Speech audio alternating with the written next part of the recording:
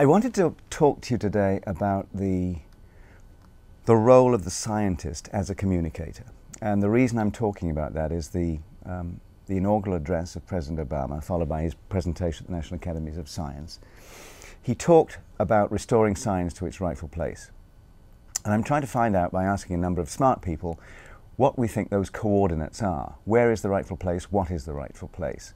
Well, I think the rightful place of science is not as just another interest group or another constituency, some kind of priesthood of people who portray themselves as doing something fundamentally different from what journalists or intelligent, responsible people do. Science, in my view, is just continuous with knowledge, with rationality, with trying to figure out how the world works.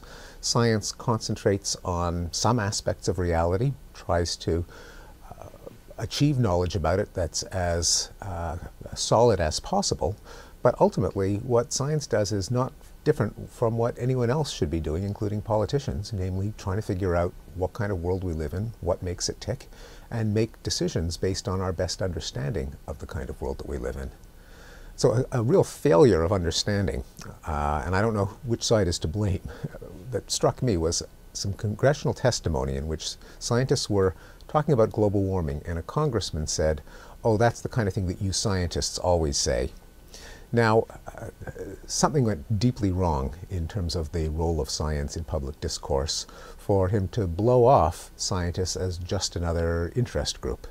Because assuming that these scientists were doing their jobs halfway right, assuming that they were decent as opposed to awful scientists, what they were doing was presenting our species' best understanding of the world that we live in. Maybe they weren't communicating that. Maybe they were putting on white coats and disguising themselves as some kind of privileged oracle or priest.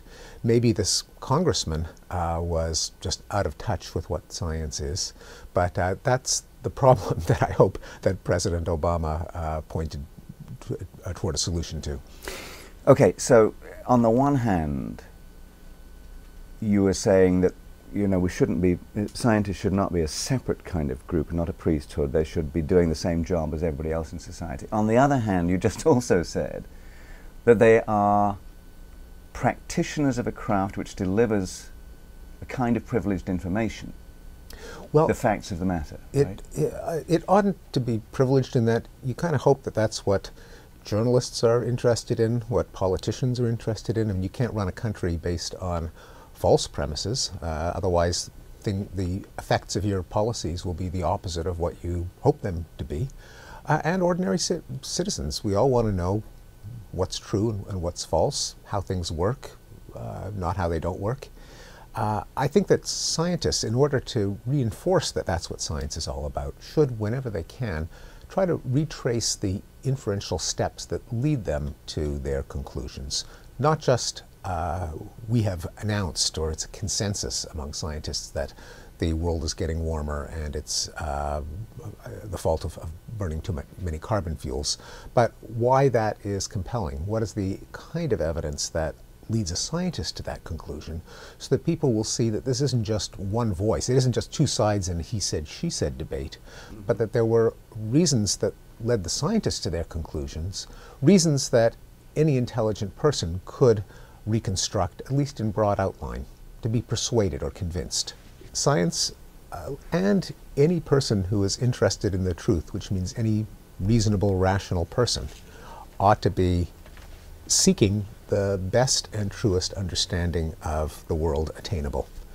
I think science is simply the exercise of doing that with certain domains, like how the physical world works. I think it's continuous with every other attempt to ascertain the truth, and I think it ought to be respected for that reason.